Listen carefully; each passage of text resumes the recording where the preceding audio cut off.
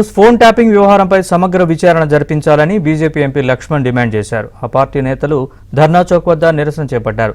తాను కూడా phone tapping బాధితులని చెప్పిన సీఎం రేవంత్ రెడ్డి ఆ కేసు దర్యాప్తును ఎందుకు జాప్యం చేస్తున్నారని లక్ష్మణ్ ప్రశ్నించారు. అధికార దాహం తీరక మాజీ సీఎం కేసీఆర్ నిఘా వ్యవస్థను దుర్వినియోగం చేశారని మండిపడ్డారు. ఈ కేసును సీబీఐకి అప్పగించాలని లక్ష్మణ్ డిమాండ్ చేశారు. దోషులకు శిక్ష పడే వరకు పోరాడతామని ఆయన స్పష్టం చేశారు. ఆనాడు కేసీఆర్ గారు ఏ రకంగా మొత్తం అధికార యంత్రాంగాన్ని మొత్తం పార్టీ పరంగా ఏ రకంగా వాడుకొని మరి ముఖ్యంగా పోలీసు వ్యవస్థను ఆ నిఘా వ్యవస్థను ఏ రకంగా మరి ఆ రోజు మరి ఆ ఫోన్ ట్యాపింగ్ అనే ఉదంతం ఇవాళ వెలుగులోకి వస్తున్నదో నిజంగా ఆశ్చర్యం కనబడుతుంది.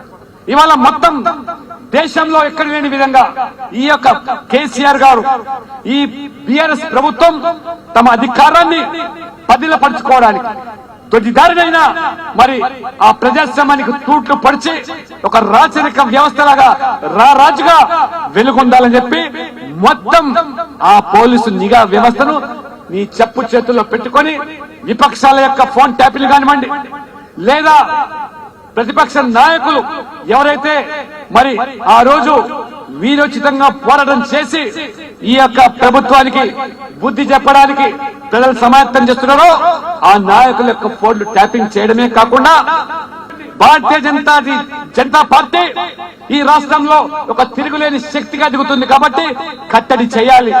ఆ రకంగా మరి భారతీయ జనతా పార్టీ యొక్క ఆర్థిక మూలాలను దెబ్బతీయడానికి ఏ రకంగా మొత్తం పోలీసు వ్యవస్థను మరి ఆ రోజు మరి అధికారులందరినీ కూడా ప్రేరేపించి ఆ యొక్క అధికారులు ఇవాళ మొత్తం కూడా మీ భాగవతం బయట పెడుతున్నారు.